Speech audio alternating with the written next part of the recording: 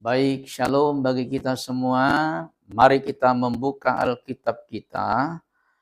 Firman Tuhan akan kita dengarkan eh,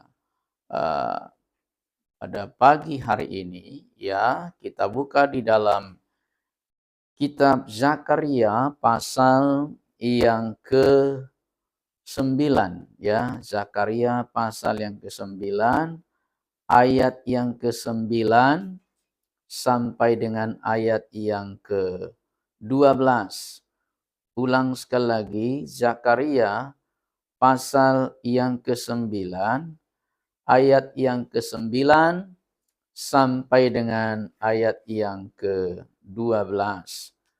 Demikian firman Tuhan. Ya, kita baca bergantian.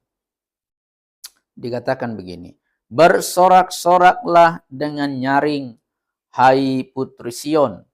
Bersorak-sorailah, hai putri Yerusalem. Lihat, rajamu datang kepadamu. Ia adil dan jaya. Ia lemah lembut dan mengendarai seekor keledai. Seekor keledai beban yang muda. Mengenai engkau, oleh karena darah perjanjianku dengan engkau, aku akan melepaskan orang-orang tahananmu dari lubang yang tidak berair. Demikian pembacaan firman Tuhan. Diberkatilah kita yang membaca, merenungkan, terlebih lagi melakukan firman-Nya. Ya, pada pagi hari ini dalam ibadah kita ini, tema kita adalah hidup dalam kelembutan dan keadilan. Ulang sekali lagi, hidup dalam kelembutan dan keadilan. Salam Bapak Ibu yang terkasih dalam Tuhan Yesus Kristus. Ya, ini firman Tuhan yang akan kita renungkan. Sebenarnya kitab Zakaria ini adalah khususnya pasal 9 ayat 9 sampai 12. Ini sebenarnya nubuatan tentang kedatangan Raja Mesias yang membawa keselamatan dengan penuh damai sejahtera. Dan keselamatan itu disampaikan oleh Tuhan kita, Yesus Kristus, Mesias kita, dengan kelembutan dan keadilan, bukan dengan kekerasan. Nah, konteks yang terjadi ini adalah pada Zakaria pasal yang ke-8, di sana terjadi penghukuman kepada bangsa-bangsa. Di sana ada bangsa Hadrak, bangsa Damaskus, bangsa Tirus, bangsa Sidon, Askelon, dan Gaza mengalami yang namanya penghukuman. Kenapa mereka dihukum oleh Allah? Oleh karena mereka hidup dalam kesombongan, mengandalkan kekuatan militernya dan juga mengandalkan kejayaannya, sehingga mereka lupa dengan Tuhan dan mereka hidup dalam kesombongan. Padahal Alkitab berkata dalam Amsal 16 ayat 18, kecongkakan mendahului kehancuran dan tinggi hati mendahului kejatuhan. Yesaya 13 ayat 11 mengatakan, aku akan menghukum dunia karena kejahatannya. Aku akan menghentikan kecongkakan orang-orang yang gegabah dan merendahkan keangkuhan orang-orang yang gagah. Nah, dari sini Bapak Ibu Saudara-saudara, bahwa kesombongan itu sangat tidak berkenan di mata Tuhan. Semua kekuatan manusia tidak dapat bertahan di hadapannya. Karena kekuatan dan kesombongan manusia sangat-sangat tidak berkenan di hadapan Tuhan. Untuk itu Bapak Ibu yang saya kasih dalam Tuhan Yesus Kristus, pada hari ini kita akan belajar bagaimana supaya kita bisa hidup lemah lembut dan adil di tengah dunia yang sombong. Kita akan belajar dari kehidupan seorang yang bernama Yesus Kristus. dalam nubuatan yang sudah kita baca di dalam Zakaria pasal yang ke-9 ayat yang ke-9, dalam bahasa Inggris disebut, "Look, your king will come to you. He is righteous and victorious. He is humble and riding on an ass, on a colt, the offspring of a donkey." Dikatakan di situ, lihat, behold. Dalam bahasa asli Alkitab disebut dengan hinne. Apa itu hinne? Hinne itu muncul dalam Alkitab sekitar 841 kali, yang bermakna adalah menandakan pentingnya sesuatu. Sesuatu itu sangat urgen dan sangat mengejutkan. Itulah sebabnya dikatakan lihatlah, behold, hinne. Jadi dari kebenaran ini, yang pertama yang bisa kita lakukan supaya kita hidup lemah lembut adalah hidup lemah lembut dan adil di tengah dunia yang sombong. Maka yang pertama, pandanglah kepada Sang Raja, Sang Mesias, yaitu Yesus Kristus. Siapakah Raja itu? Saya sudah sebutkan.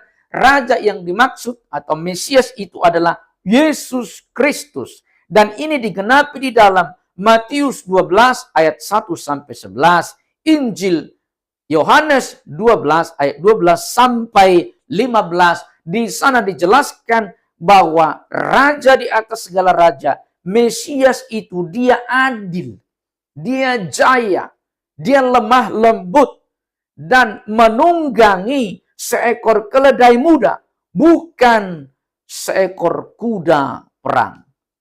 Zakaria ini, Bapak Ibu yang terkasih dalam Tuhan Yesus Kristus, sudah melayani sekitar 520 tahun sebelum Masehi atau tahun 520 sebelum Masehi. Pada kala itu pemerintahan Raja Darius pertama dari Persia yang menguasai dunia pada waktu itu.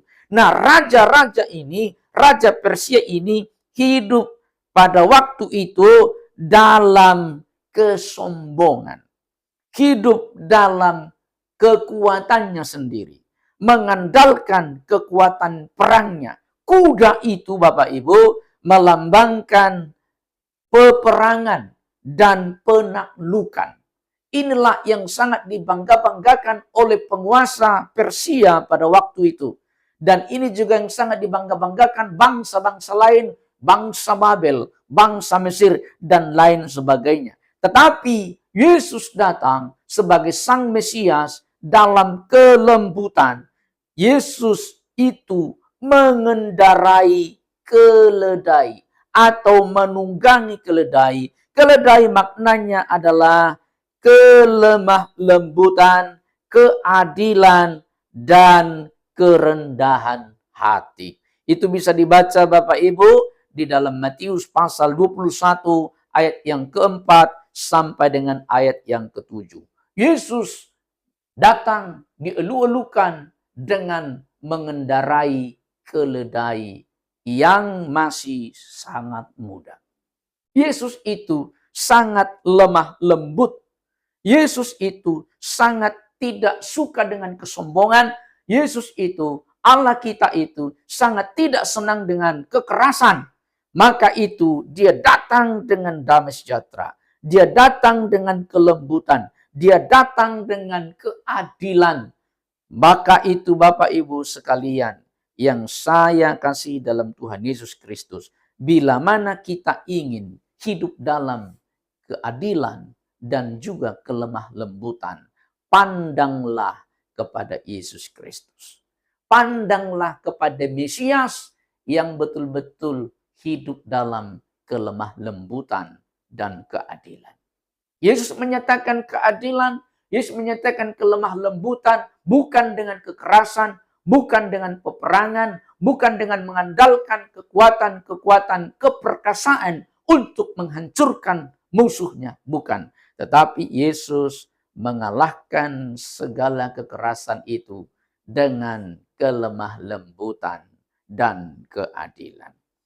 Untuk itu Bapak Ibu yang saya kasih dalam Tuhan Yesus Kristus, bila kita ingin menjadi hidup lemah lembut dan penuh dengan keadilan, tidak ada jalan lain kecuali kita meneladani Yesus. Untuk itu, pandanglah Yesus setiap hari. Pandanglah Yesus Kristus sebagai Tuhan dan Juru Selamat. Pandanglah pengorbanannya di kayu salib yang menyatakan kelemah lembutan dan juga menyatakan keadilan.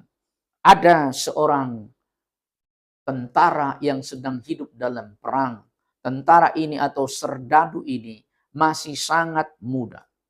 Kemudian ketika diutus ke medan peperangan, tentara ini atau serdadu muda ini ya sangat ketakutan. Dia merasa tidak mampu menjalani peperangan atau mengikuti peperangan itu. Meskipun dia sudah latihan perang, meskipun dia sudah dibentuk ya sedemikian rupa. Tetapi ketika masuk dalam medan perang, pemuda atau tentara yang masih muda ini sangat takut, sangat gentar, sangat tidak berdaya. Kemudian sang panglima berkata, "Hei tentara yang masih muda, hei pasukan-pasukan perang yang muda, serdadu-serdadu yang muda, jangan lihat peperangan itu, tapi pandanglah kepada saya panglima yang akan menuntun, yang akan memimpin kalian dalam peperangan itu." Kemudian panglima itu mengajak, memerintahkan mereka untuk mengikuti instruksi-instruksi yang diberikan oleh sang panglima. Dan kemudian mereka bisa maju dalam peperangan dan memenangkan peperangan itu. Mengapa mereka bisa memenangkan peperangan yang begitu dahsyat, yang begitu keras itu? Karena mereka memandang kepada sang panglima itu. Begitu juga dengan kehidupan kita, Bapak Ibu yang saya kasih dalam Tuhan Yesus Kristus. Kalau kita ingin hidup dalam keadilan dan kelemah lembutan di muka bumi ini, maka tidak ada cara lain.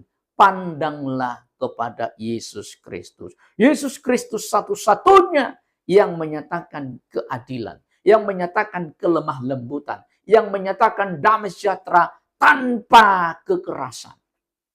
Dunia yang kita tinggali saat ini syarat dengan kekerasan, baik kekerasan fisik dan juga kekerasan verbal. Di sana sini terjadi pembunuhan, terjadi penganiayaan, di sana sini terjadi bulian, menghina, memfitnah orang lain melalui media-media sosial secara verbal.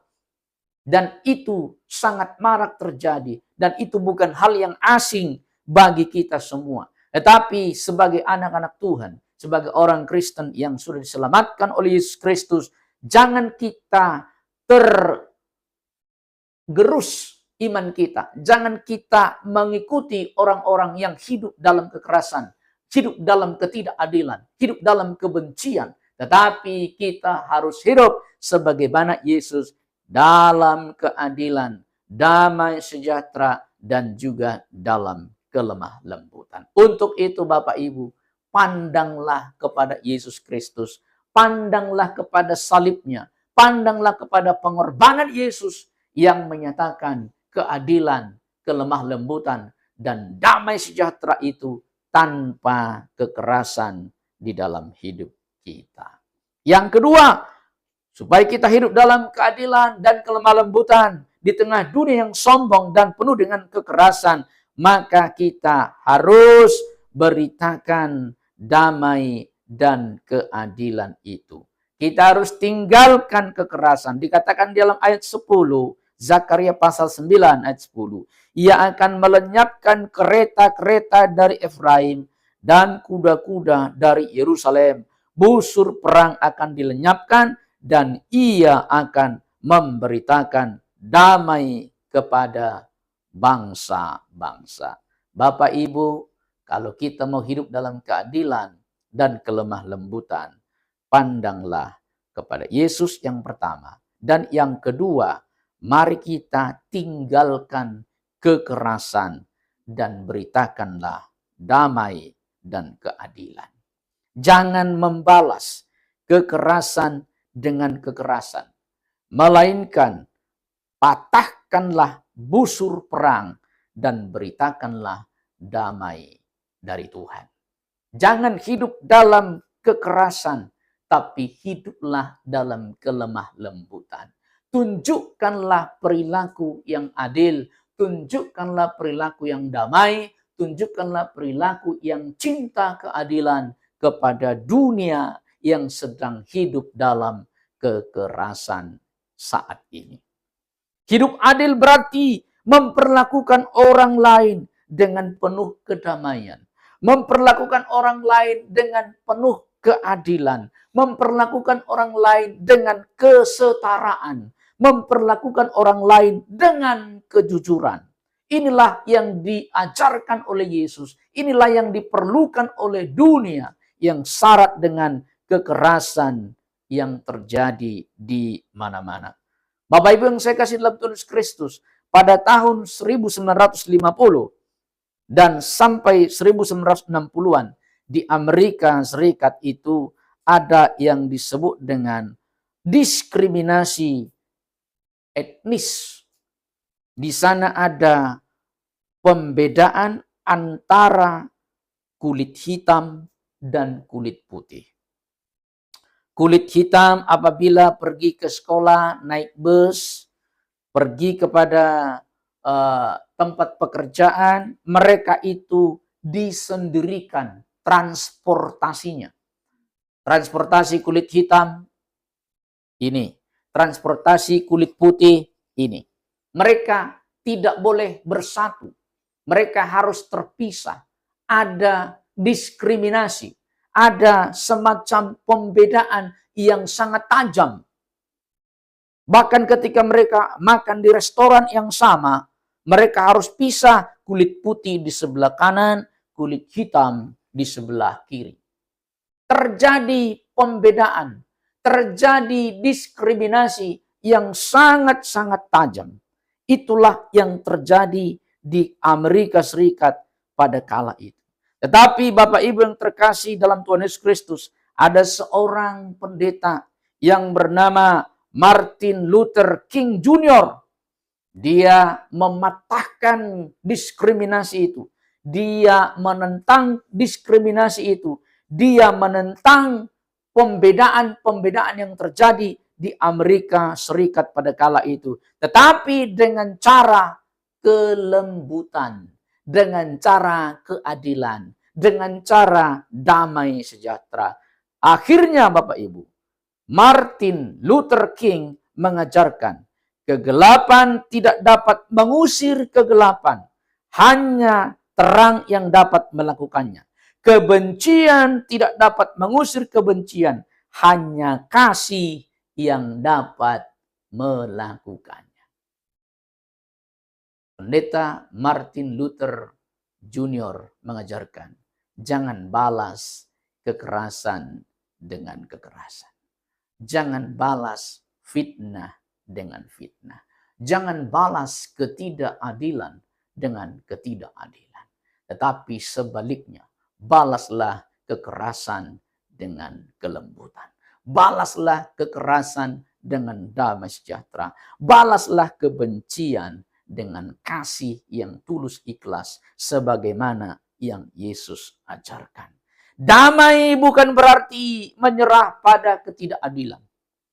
Damai bukan berarti kita pasif tidak berbuat apa-apa. Tetapi keadilan tidak harus ditegakkan dengan kebencian. Ulang sekali lagi. Keadilan tidak harus ditegakkan dengan kebencian atau kekerasan. Tetapi keadilan ditegakkan dengan damai sejahtera. Ditegakkan dengan kasih, ditegakkan dengan kelembutan yang daripada Tuhan. Bapak Ibu yang saya kasih dalam Tuhan Yesus Kristus, apabila kita mengalami pengalaman-pengalaman yang mungkin mirip, kita mengalami kekerasan fisik, kita mengalami kekerasan verbal, kita mengalami diskriminasi dalam kehidupan ini. Mungkin karena tingkat ekonomi kita berbeda, pekerjaan kita berbeda, mungkin karena suku kita berbeda, kita dibeda-bedakan, didiskriminasi, dipojokkan, diperlakukan tidak adil. Ingatlah, ada sosok yang sangat adil bagi kita, yaitu Yesus Kristus Tuhan. Mungkin engkau berada dalam kondisi terpuruk, kau berada dalam kondisi yang pada keadaan yang sangat tidak nyaman bagimu, yang tidak engkau harapkan. Ingatlah, Yesus Kristus datang dengan keadilan. Yesus Kristus datang dengan kelemah lembutan, bukan dengan kekerasan, bukan dengan diskriminasi.